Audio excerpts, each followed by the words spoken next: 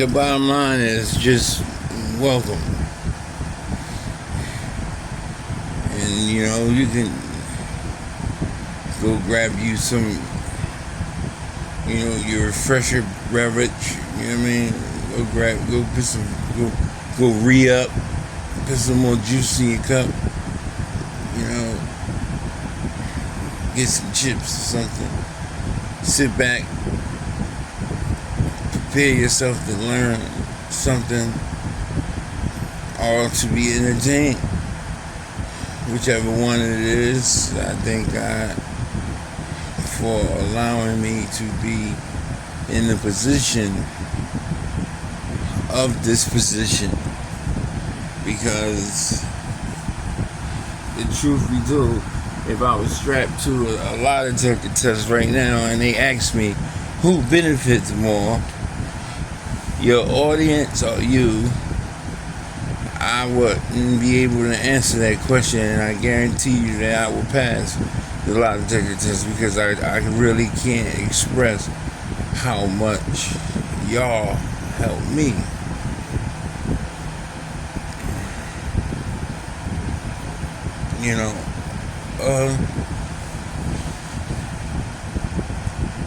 This episode is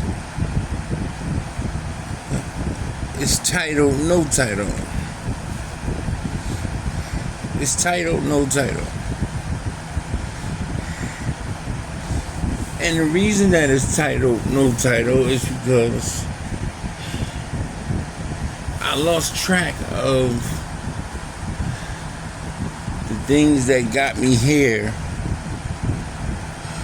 where I'm at now, for a very brief time today. And I've realized, without realizing, it came to me without me asking it to come. Sort of like your pet cat or your pet dog coming up, rubbing your foot or your leg while you're reading a book, and it catches you off guard, like you weren't expecting it to happen, but then you look down and it's your cat. You're like, you laugh, you smile, but it still caught you off guard. You didn't see it coming. I lost sight on being in a good space and making good decisions, that I forgot that sometimes planning is something that is strictly for God. It's not for you. And once a plan is handed down from God, it's not really for you to try to manipulate or to try to put your own self or your own hand in it, because for a brief moment I almost got caught back up into the anxiety and the frustration of me trying to do or change the course of events with my own doing, that I forgot that I am not him.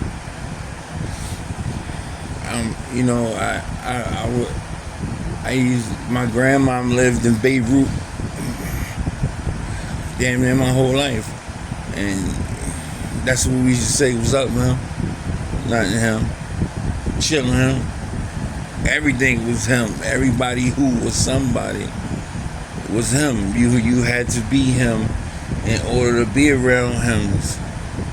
You couldn't just be outside doing whatever you felt like doing, because it wasn't good for or healthy for a person that wasn't him to act like or to behave in a manner that him will act like.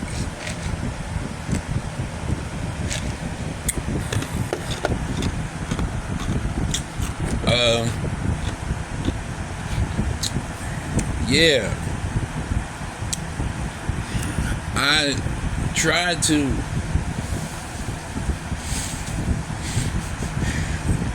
basically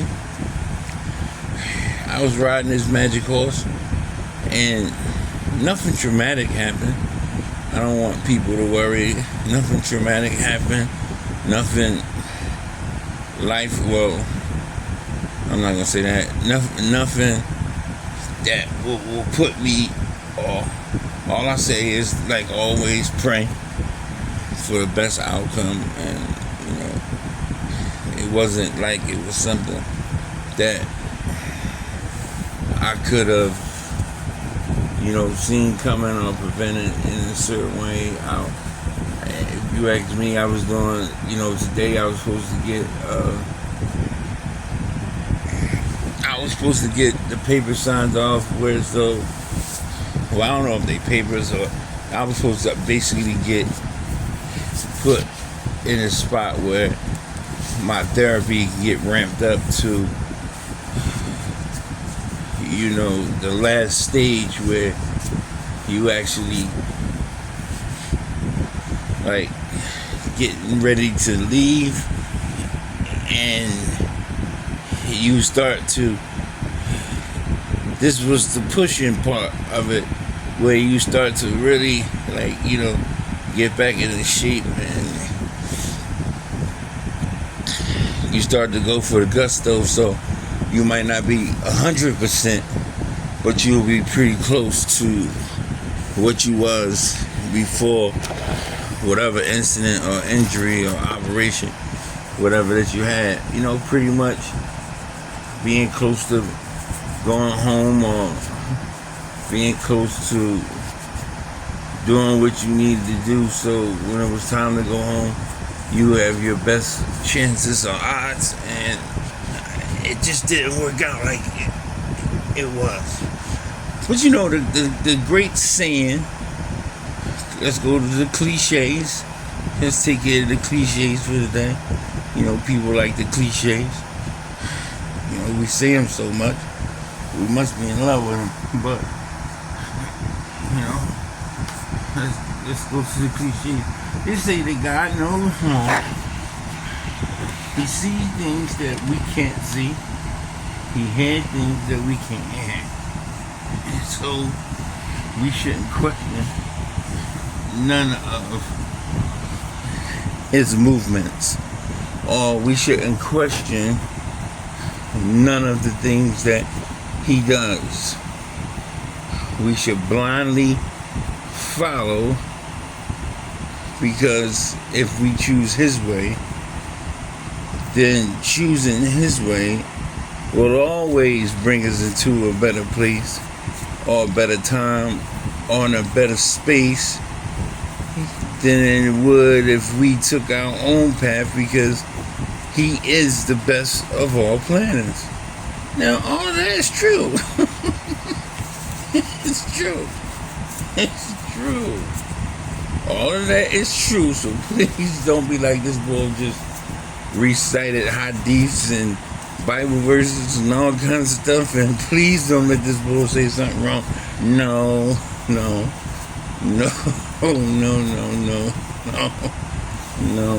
All of what I said was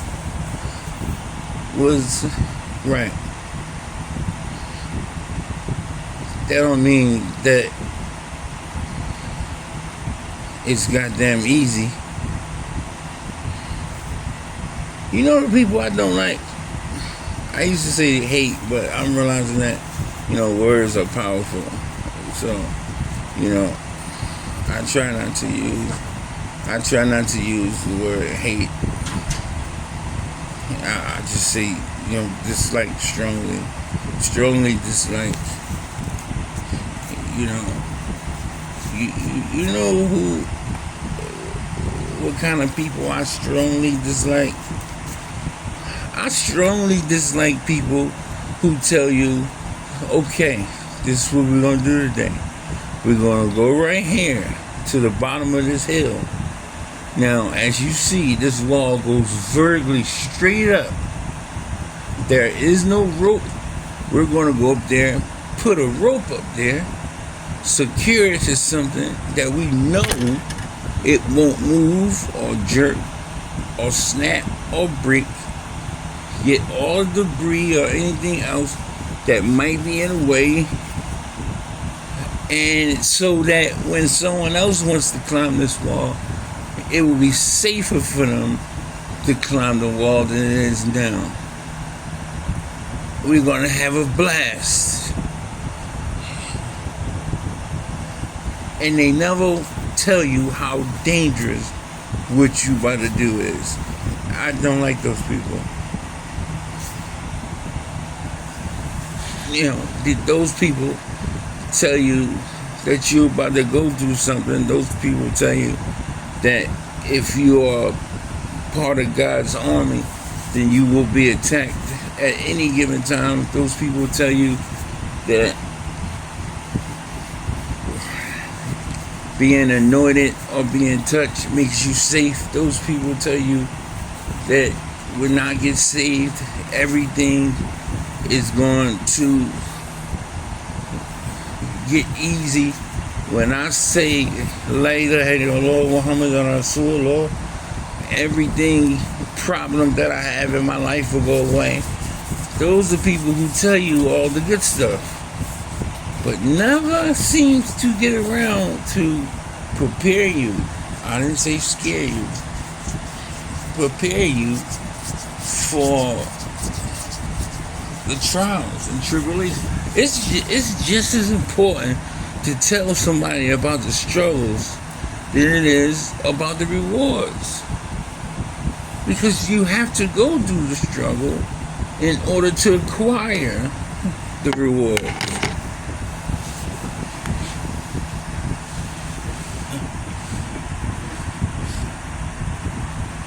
Yeah, I wish it was a rope and I wasn't the person who had to go up there and put the rope and attach it to something to make somebody else who behind me trip easy. Yeah, why can't I never be the person who walk up and be like, yo, there's a rope right there. All we gotta do is climb this rope. And just make sure that, you know, we keep our belt snapped on the rope. Make sure that, you know, our hands and our feet is gripped, and we should be cool, man. Whoever did this was a cool boy. Yeah, I know he was.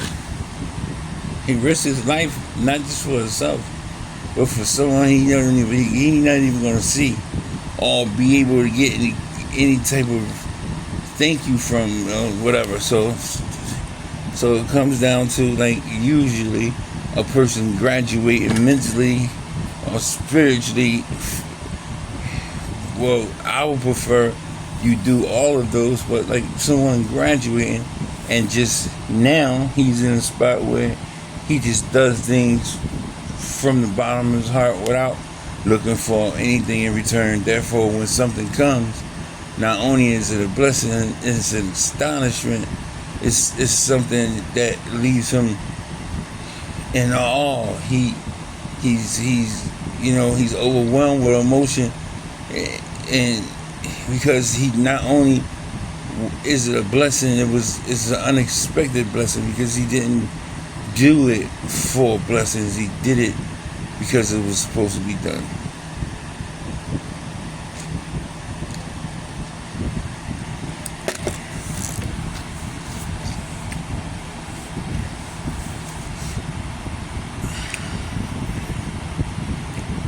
And see, right now I'm like, yo, you know,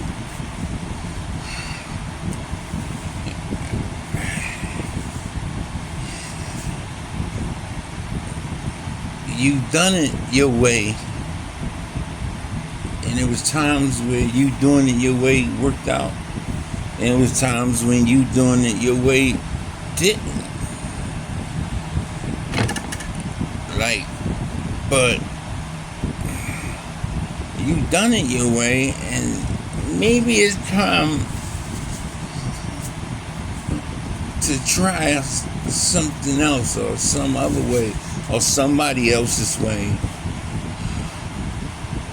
You know, that's where I'm at now in my life. But I'm not gonna lie, I didn't throw everything out the window. A magician is gonna keep covering his tricks. Just if he need 5 seconds of entertainment, he can pull this deck of cards out and do one. It might not be Vegas, but he might not be on that level anymore. Whereas though he can sell out an arena in Vegas, but still, he can make a room full of people laugh and be entertaining and get that same joy and that same aspiration that he got. It's probably better because it's more intimate. It's like, not only are you the star, not only are you that, but you that in its natural form. These ain't strangers. You got your family sitting here laughing and joking and smiling and taking the best medicine that you could possibly take that was ever created, joy.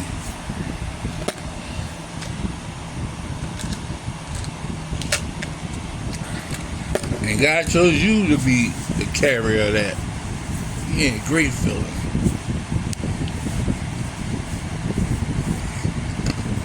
A super duper great feeling.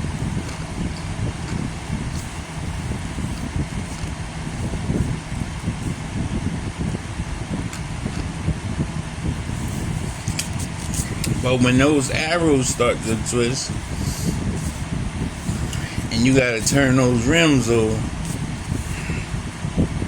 rings, my fault, not rims, rings. You gotta turn those rings over. Just in case you don't know what they are, they the things that control the horse or the wagon that gives the horses the speed. It's like the gas pedal, the brake, all that wrapped up in one.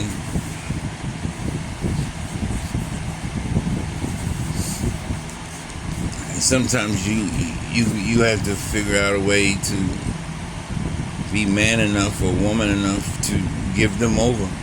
Try something else. Try somebody else's way. Like if you've been trying your way for years, you've been trying your way since you was 21 years old, you're in your 50s. You've been trying your way since you was a teenager and you 40-something years old. You've been trying your way this last whole year. You done tried your way.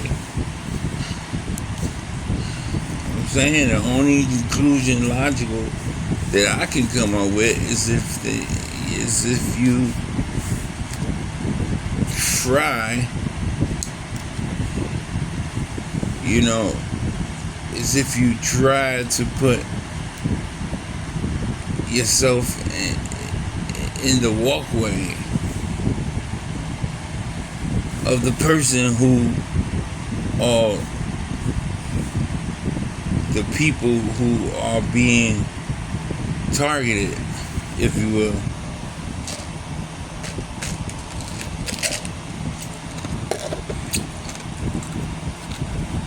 Because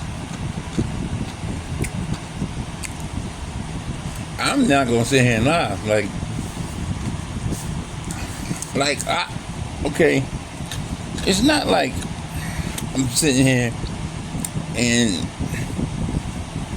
I'm in front of a grand jury or something. Like, no, you should have better sense than that. I'm not saying that. I'm not encouraging it. I'm not saying that, like, you should, have somebody who ain't your wife or ain't your husband or ain't somebody that you could trust, because if it don't work out, then you could definitely forget about doing it when you need to do it, because you're gonna always revert back to when you did it and it backfired on you. Or it might be a bad idea to have a dude who you go talk to and you got a husband. It ain't no might, fellas. It is a bad idea to have a woman that you go talk to about your problems and you got a wife. It's a super bad idea. So what I mean, the things that come across my mind when I speak about these things is, if you've been doing it all last year and it's not working, then it may not be what you are doing. It may be you. You might need to give up the reins. And instead of giving orders, you might need to follow some. And when you start to think like that, you put yourself in a magical place that I'm in now. I was upset and I was in my bag for the shortest period of time that I can remember. I was in my bag for like 10 minutes. I changed the TV, found out where the Lakers game came on, and it was over. And I was like, wow, that's what this feels like. When you surrender something to something, when you submit something to something, or I'll just get down to the nitty gritty, when you give something to God and you leave it there.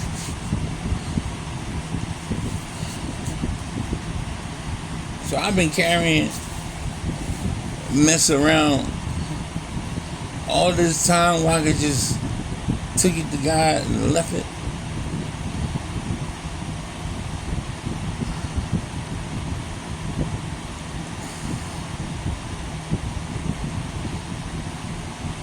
Because it's definitely a remarkable feeling. I'm telling you, I ain't one of them people. Like, I get upset. It might be like World War III out this joint. I get upset the wrong way, or the wrong timing. And I'm not bragging at all. I'm really ashamed of it. But I learned a long time ago, if you deny that you light skinned, you the only one that's gonna look crazy. How you gonna deny something and you walking around like can't nobody see what complexion you is but you? Like, no, you think you the only person that caught on to the fact that you had a drinking problem? You think you're the only person that caught on to the fact that you had a drug problem? You think you're the only person that caught on to the fact that you was having problems in your relationship or your marriage? No. You might have fooled some people, but you wasn't fooling everybody. They was waiting until you left. They was waiting until you got up from the table to go to the bathroom and start talking about you. but you know, he's doing better. He's doing better. he's doing so much better. That's code for we know, nigga. That's code for we know. Like when you leave and they start having that, and everybody know what he's talking about, even though they not saying nothing at all. I just hope everything stays the same this time. Like, no, what? They know. They know. And every time I talk, I'm not necessarily talking about myself. I'm talking about the freely given away freely act.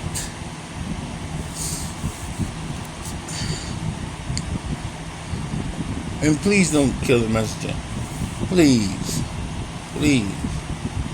I'm doing so good with y'all. Please don't kill the messenger. I know the ins and outs. I'm just making a point because, like, I'm about to talk about something for a very brief 2 seconds. But it's a really, really touchy subject, especially when you're dealing with these blacks And I say these blacks because I'm talking about myself too. Like anybody black, like I ain't talking about skin color black. I ain't talking about, like, I'm talking about you dealing with a black person. Yeah, this one of them subjects that go up there with God, with your children, everything. Like.